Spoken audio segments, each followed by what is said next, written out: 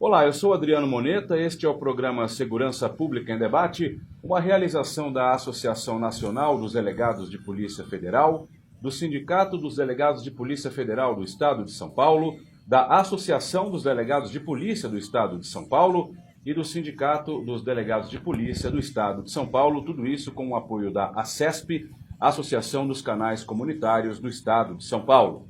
No programa de hoje, nós vamos conversar a respeito da apreensão de drogas. E para falar sobre este assunto, o nosso convidado é Leonardo de Carvalho Silva, coordenador de projetos do Instituto Sou da Paz. A nossa anfitriã da semana é a doutora Tânia Prado, presidente do SINDPF-SP e diretora da ADPF, para quem agora eu passo a palavra para que dê as boas-vindas ao nosso convidado. Doutora. Muito obrigada pela sua presença, sua participação. É muito importante para nós recebermos jovens, né, que se dedicam tanto a analisar esses dados. Né? Muitas vezes a polícia não tem esse perfil, né, para análise. Uma visão externa ajuda muito também a compreendermos como melhorar a segurança pública. Então, muito obrigada. Obrigado. É um prazer estar aqui participando e trazendo um pouco do conhecimento que é produzido pelo Instituto Sou da Paz, essa ideia de compartilhar e disseminar o conhecimento. Esses conhecimentos que vocês divulgam, eu considero como jornalista absolutamente relevantes para a gente conhecer a realidade mesmo da segurança pública principalmente. Aproveitando você que está nos assistindo, nós vamos falar com o Leonardo hoje a respeito da pesquisa que ele coordenou no Instituto e que diz respeito à questão da apreensão de drogas e vários assuntos afins. Eu vou ler um trechinho só para a gente começar, depois já vamos para as perguntas e para o bate-papo. Ocorrências de posse para uso ocupam 40% do trabalho da polícia, revela a pesquisa. Metade dos casos de ocorrências de tráfico de maconha equivale a até 2 bombons, revela o Instituto Sou da Paz. O Instituto fez um levantamento para subsidiar o debate sobre a atuação das instituições do sistema de justiça, sobretudo as polícias, em ocorrências com drogas, e ajudem com isto a buscar o uso mais estratégico dos recursos disponíveis para a segurança pública. Deixa eu perguntar uma coisa para você para a gente começar o debate. Qual é a inovação dessa pesquisa que vocês realizaram? Bom, vamos lá. A maior parte da disseminação de informações envolvendo ocorrências de droga diz respeito à quantidade de ocorrências. Então, se o policial atender uma ocorrência, ele vai contabilizar sempre seja essa ocorrência de tráfico ou de posse. Em alguns estados brasileiros é feita essa diferenciação, e em outros é divulgado só o total de ocorrências envolvendo droga. Mas pouco se fala da massa envolvida em cada uma dessas ocorrências. E a gente sabe que essa quantidade de droga apreendida em cada um desses eventos difere bastante.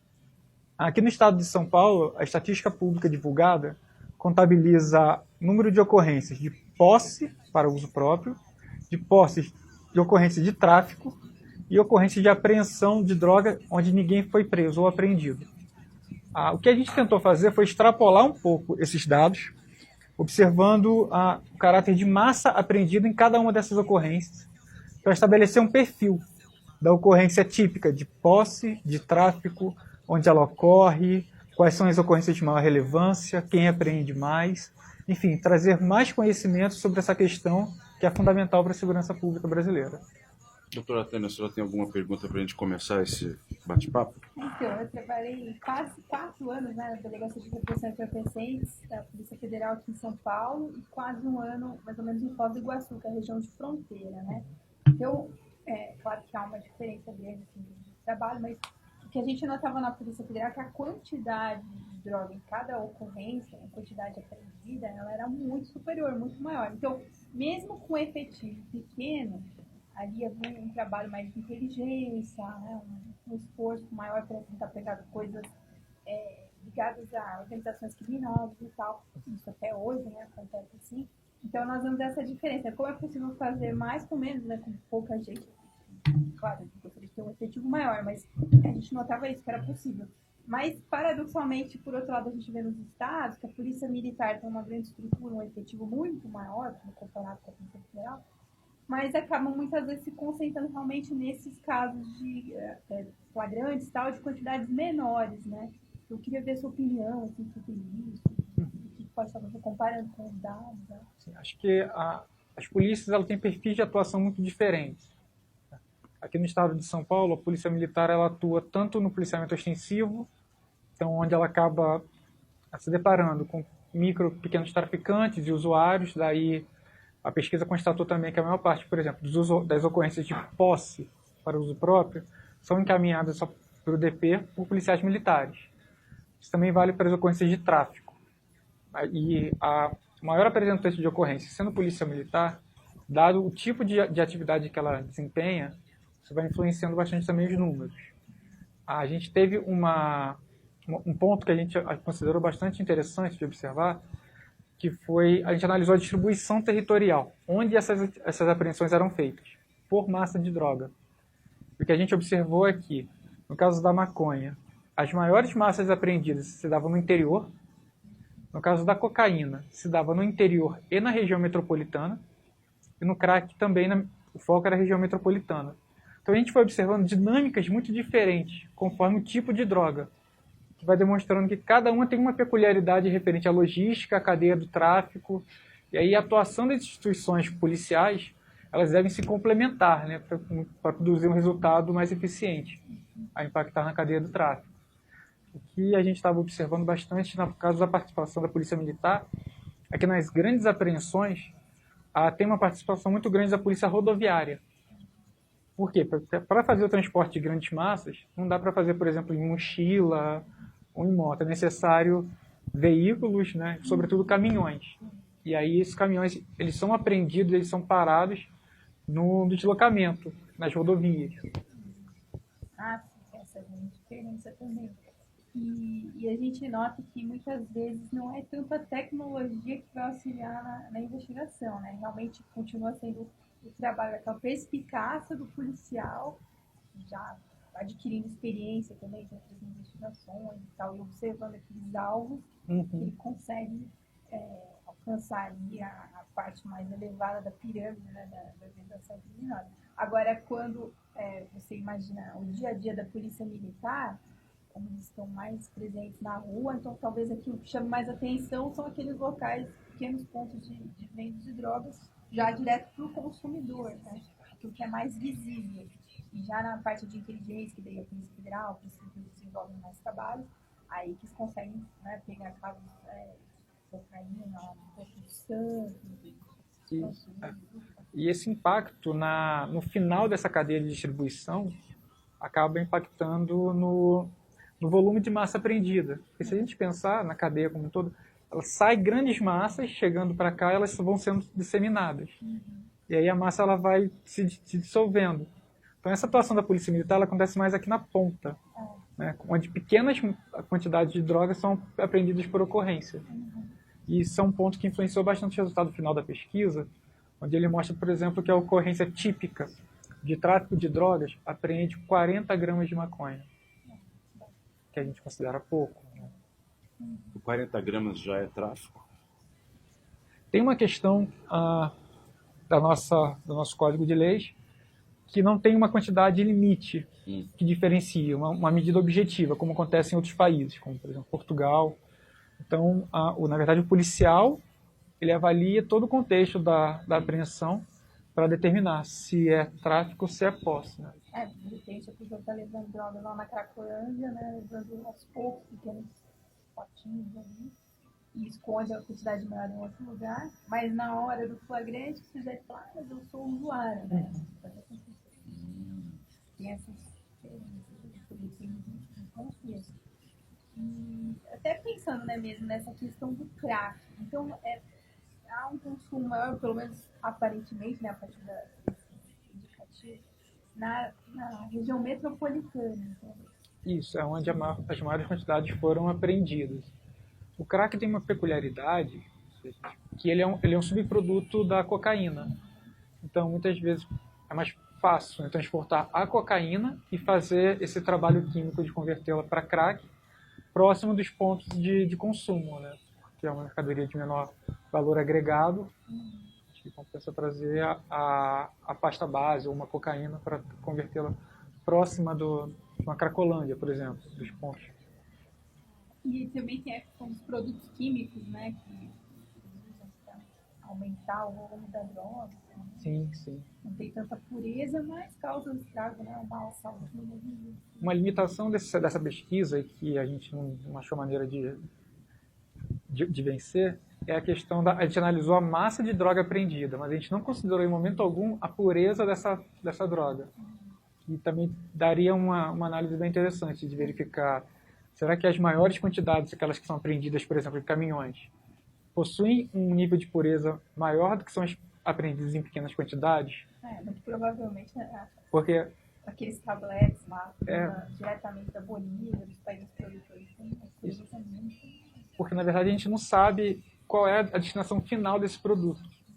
Os que são apreendidos próximos da capital, a gente consegue ainda analisar, interpretar que o mercado consumidor vai ser essa própria região.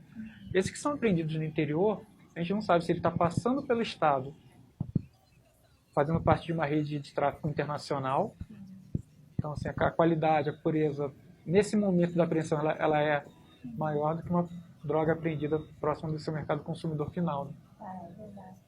Geralmente pelo tipo de invólucro da droga já dá pra ter uma ideia mesmo. Quando ele vem de cocaína, uma coisa também. O tamanho de um tijolo, você já pode ter uma noção de que está uma pureza maior. Uhum. Agora, quando começa a colocar em bolinhas e tal, então... ela já vai sendo acondicionada de uma maneira mais própria para chegar ao consumidor final, né? Exatamente. Essa é a diferença mesmo. Você disse que foi difícil, talvez, não foi possível, aliás, identificar a pureza. Uhum. E por quê? Qual foi a limitação? O que aconteceu? A pesquisa teve como fonte os boletins de ocorrência confeccionados na Polícia Civil. E no momento da confecção, muitas vezes o laudo não é agregado. Não era agregado, a informação não do laudo não está agregada. Sabe que é uma informação que demora um pouco e é condicionada em outras peças do evento. Mas aí já entraria no inquérito, né, doutora? O laudo? O laudo vai caso a caso. Então, e a gente optou em focar em analisar essa base de dados dos boletins de ocorrência, que já demandou um belo trabalho de limpeza e análise e recodificação das variáveis para a gente chegar ao resultado final, que é bastante surpreendente. Quantos BOs vocês analisaram e por que o resultado final é surpreendente? A gente analisou mais de 300 mil BOs. 300 mil? Na mão? Não. Tudo manipulando via base de dados. Ah, tá. O que a gente fez foi pedir a base de dados referente a esses BOs. Entendi. A gente recebeu, fez todo um tratamento para fazer a limpeza, excluir duplicidades, chegar a uma base de dados final, onde a gente pudesse trabalhar com segurança, e dali começou a extrair alguns resultados. Essa base de dados ela dizia a respeito inicialmente às ocorrências envolvendo drogas. O que a gente pediu de dado além foi a massa de drogas envolvida em cada uma dessas ocorrências. Entendi. Então, a partir daí, a gente fez um trabalho para analisar um pouco, entender o quão diverso é esse universo de ocorrência de drogas no estado de São Paulo. Eu preciso fazer uma pequena pausa para encerrar o primeiro bloco, claro. Mas eu queria continuar com essa linha de raciocínio sua já logo no segundo bloco. O programa Segurança Pública em Debate de hoje está falando a respeito da apreensão de drogas. Este é o final do primeiro bloco do programa de hoje. Segundo bloco já, não saia daí.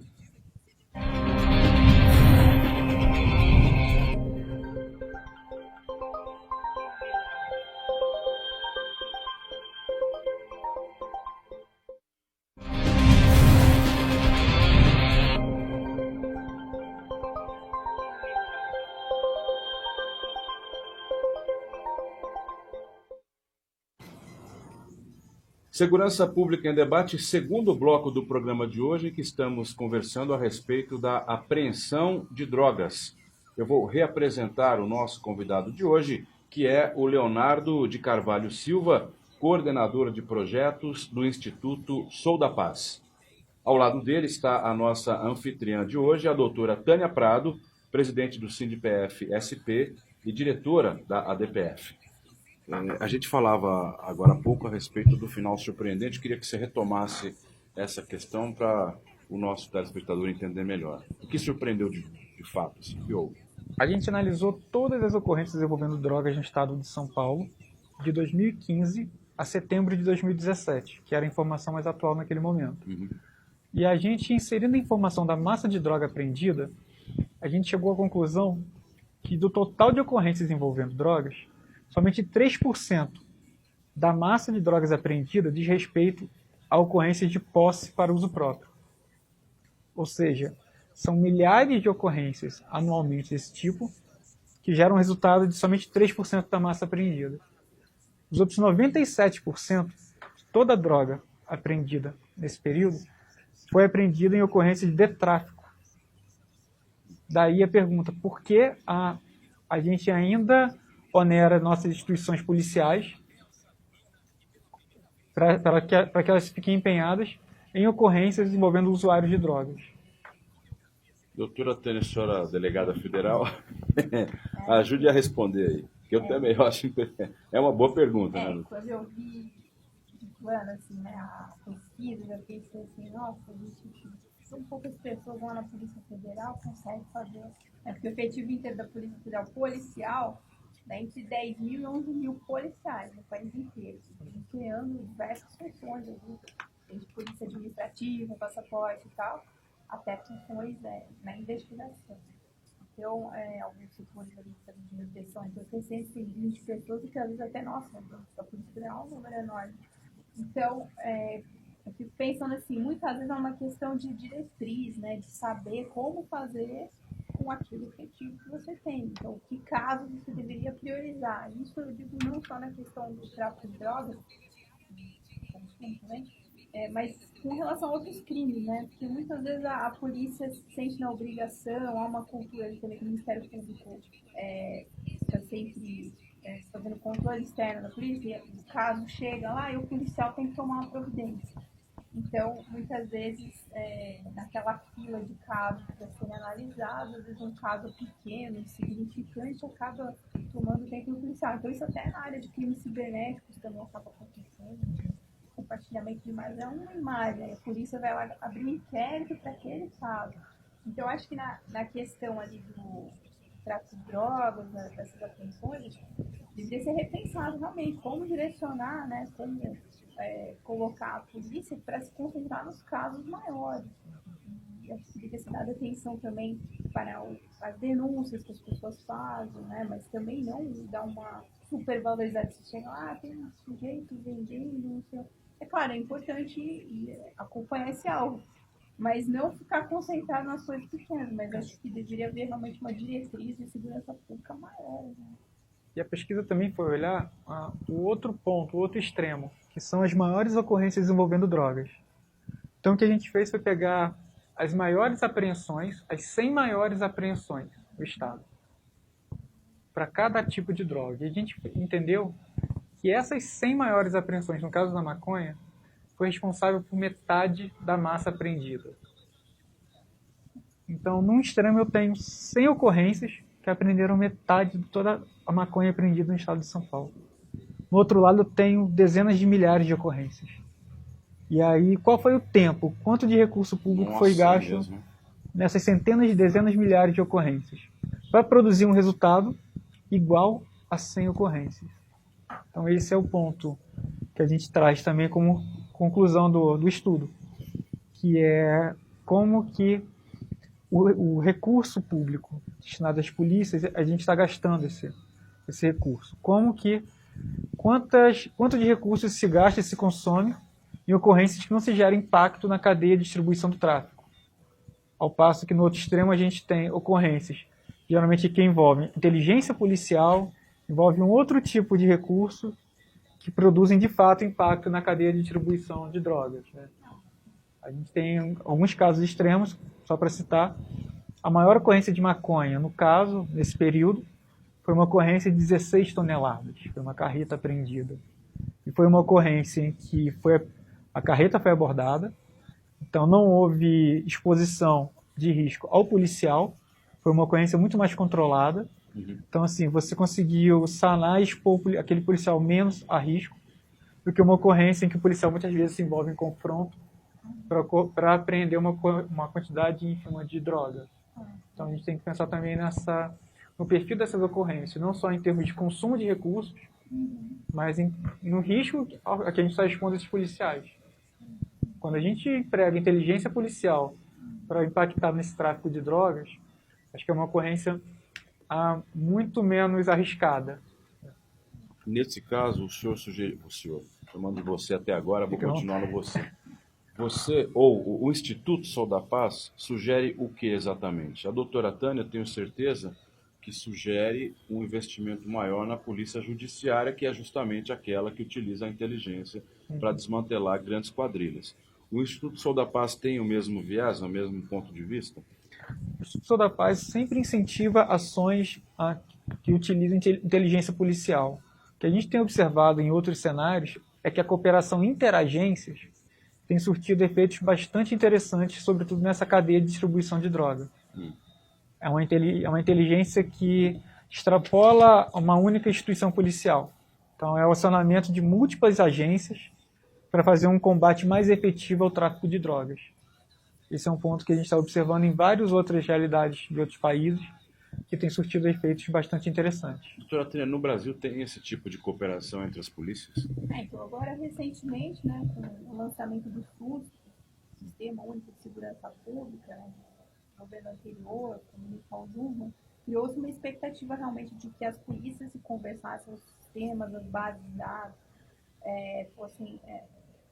interagissem melhor, né? Até porque algumas vezes, né, a gente não estava tendo uma simples operação da Polícia Federal. Às vezes você estava lá cumprindo um mandado de busca e apareceu um policial militar que não sabia que estava acontecendo aquela operação.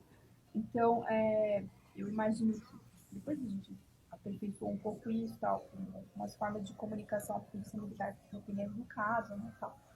Então, imagina isso, né? Um policial federal está lá fazendo a operação e já chega a Polícia Federal, a Polícia Militar achando que é um assaltante, fingindo que é a Polícia Federal. Então, essas situações não acontecem e não é o desejável. E até coloca em risco também os próprios policiais. Então, com essa integração melhor, com esses centros de comando também das polícias que surgiram nos grandes eventos. CICCs, né? Então, há um cenário ali, uma perspectiva que isso possa ser melhorado realmente. É claro que cada polícia tem sua atribuição, né, deve ser respeitada, mas eu acho que podemos evoluir muito mesmo em segurança pública com esse funcionamento do SUS. Deixa eu perguntar uma coisa agora a respeito mais para satisfazer a curiosidade do nosso telespectador, já que essa pesquisa abrangeu principalmente a questão da massa. Quanta droga é apreendida no estado de São Paulo? E vocês compararam aqui com outros estados ou não? A gente trouxe alguns dados. São poucos os estados no Brasil que divulgam esse dado de massa. O que a gente fez foi tentar entender um pouco, porque São Paulo, pela sua dimensão, a comparação fica até inviável, né? Pelos seus números maiores que muitos países. São sempre superlativos, né? Isso. O que a gente fez, então, foi analisar São Paulo com ela mesma, ao longo do tempo, para entender. Mas no período da pesquisa, e foi um número que impactou bastante, que chamou bastante atenção, de 2015 a 2017, foram 348 toneladas de maconha apreendidas pelas polícias estaduais. Então é um número que de fato impacta. É muito grande. É muito grande. E a gente pode também imaginar que que essas 350 toneladas são as que foram apreendidas, fora o que passou. Sim. Será que é muito maior, doutora? Alguns dizem que aquilo que a polícia apreende chega a 10%. Não é possível. Mas também já comentários assim, de que quando a polícia começa a fazer um grande número de apreensões, aí os criminosos migram para outras modalidades de crime, para praticar roupa, mas em tese, né, não tem acho que prova disso, né, seria até legal saber do Sol da Paz, mas se comenta isso, 10% é o que é apreendido, mas 10%, será que é isso mesmo, ou não? A gente não conseguiu achar nenhuma informação para fazer essa comparação, assim, por isso até que a gente se limitou. Se for isso, a gente está falando de 3,5, não sei nem o número. A gente não consegue, tonelada mais... A gente não tentou estabelecer nenhuma relação, porque de fato é um cálculo bem difícil entender quanto passa, né? E a gente falou de 350 toneladas de maconha. Foram quase 40 toneladas de cocaína apreendida nesse período, que também impacta pelo volume. Só no estado de São Paulo? Só no estado, pelas polícias estaduais. O estudo não considerou a apreensão feita por Polícia Federal e Polícia Rodoviária Federal. Se a gente for colocar o valor... Tem também, né, doutora? Bastante, por cento. no Porto de Santos. Né? Nos últimos anos vem crescendo bastante a apreensão de grandes quantidades de droga no Porto dos Portos. O Porto de Santos é um belo exemplo disso, feito sobretudo por Polícia Federal. Sim. E nos aeroportos também, né? Diariamente, aquilo que é pequena apreensão ali é mais de 1 quilo, né? Daquelas mulas do tráfico. Porque o Brasil, infelizmente, é um país de caminho, né? De passagem das drogas. Vai para a Europa, os Estados Unidos, principalmente para a Europa. É uma rota bastante acessada, né? Pela rede, que a gente tem, são várias possibilidades de exportar esse material, e pela nossa estrutura de fronteiras, né? Fronteira seca, fronteira molhada, que é bastante ampla, é difícil monitoramento e vigilância. Né? Se a gente fosse calcular um pouco o valor dessa droga, poderia chegar a um volume de monetário bastante grande. Imenso. E aí a pergunta é, qual o tamanho da economia que gira ao redor? Né? Tudo subterrâneo, mas muitas vezes na própria operação lavagem de dados você vê que aquele dinheiro do tráfico é tudo com o dinheiro da corrupção. Porque o doleiro que trabalha para um, trabalha para o outro também. Então aquele dinheiro, de certa forma, é o mesmo que está circulando clandestinamente. Ou indo para o exterior, ou dinheiro de fora que entra assim, também. Então é uma coisa muito grave, né? Quando você pensa na economia. E são números estratosféricos em tudo, pelo visto. Porque é uma rede, né, como a doutora bem lembrou, que vai se relacionando com outras modalidades de crime. A gente não tem, por exemplo, uma cadeia específica de lavagem de dinheiro proveniente do tráfico. Uhum. É uma rede ampla que vai estar a serviço de várias modalidades criminosas. E uma esbarra na outra, faz uma imbrica na outra. E para desvendar tudo isso... E a Polícia Federal e as polícias estaduais correndo atrás. Com inteligência, né? Eu acho que é a única forma de solucionar e de chegar de Como fato... já provado, aliás, por vários fatos que a própria mídia noticiou. E a importância também da cooperação internacional, né? Porque muitas informações vêm desses países que receberam a droga em containers, e aí a polícia que passa a investigar esses casos, mas também a cooperação internacional das informações que vêm dos outros países do fluxo de dinheiro também. Chama atenção, e aí também existem grandes investigações de lavagem de dinheiro do narcotráfico. Né? Mas é muita coisa, muito trabalho, e aí se tivesse, né, realmente mais pessoas capacitadas, treinadas, uns concursos mais frequentes, seria um cenário melhor. Né? Leonardo, a gente precisa encerrar. Eu queria agradecer a sua presença aqui no nosso programa e também ao Instituto Sou da Paz. Queria agradecer a presença da doutora Tânia como nossa anfitriã. Este foi o programa Segurança Pública em Debate. Hoje nós conversamos a respeito da apreensão de drogas. A você que nos acompanhou até aqui, o meu muito obrigado e até a próxima.